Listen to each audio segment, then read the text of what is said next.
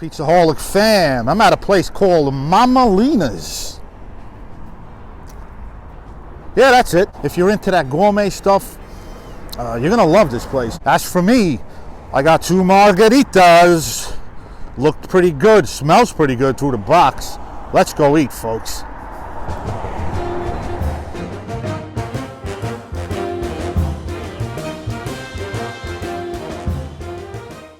All right, guys, here we go. Does it crackle on the bend? I like the way it sounds, guys. On the pliable side, on the pliable side.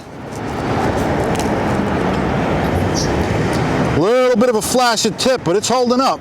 I wouldn't consider this flop. Undercarriage, not too bad. Good gas oven brown color. I smell lots of garlic.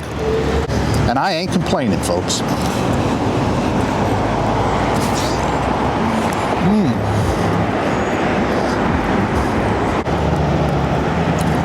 Shame it's not crispy.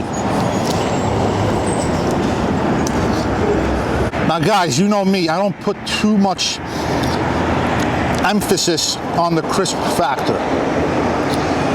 But when it comes to New York style pizza like this, or let's say like thin grandma style pizza, I want them to be crispy. Sometimes I'm in the mood for that texture, and I want a crispy pizza. On a New York slice, if things start flopping, I absolutely start docking. With more artisanal pizzas and, you know, pizzas made with lower gluten crusts, higher protein crusts, such as Neapolitans, I don't really factor in the crisp. But with a New York slice, I do.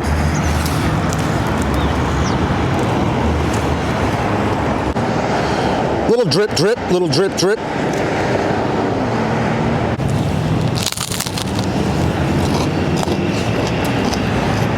Chewy, crunchy, crisp towards the back. Good crisp towards the back, but chewy, man. All right, guys, what do you say we get in for a closer look? Move on into the lab. Under the microscope we go, guys. This one's gonna be a tough one. I really enjoyed the taste of this pizza. The cheese, the quality of the cheese. Look at that beautiful white patch of fresh mozzarella. Sure, it's a 2 cheese. As you can see, the 2 types of mozz on this pie. You got the fresh and you got the low moisture. There's a good look at it right there. I love that. I absolutely love that. I love when they make pizza like this with the 2 types of cheese.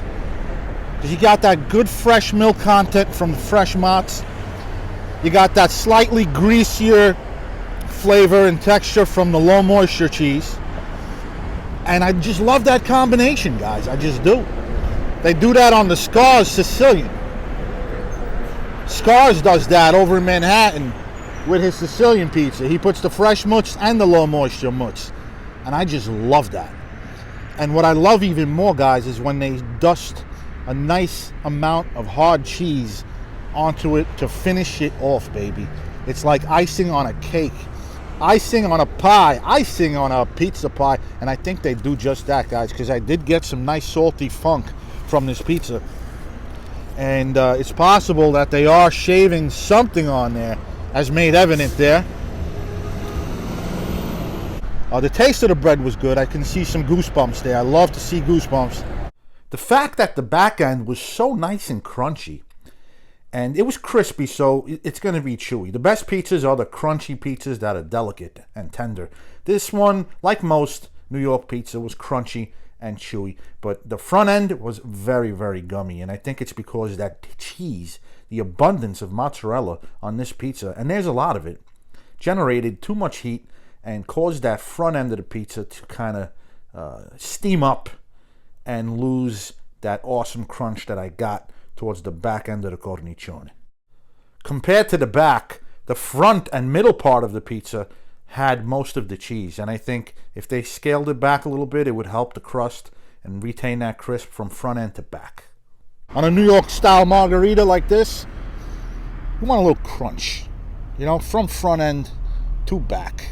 The sauce, the texture of the sauce is a bit on the silky side of the spectrum. I wouldn't call this a chunky tomato sauce.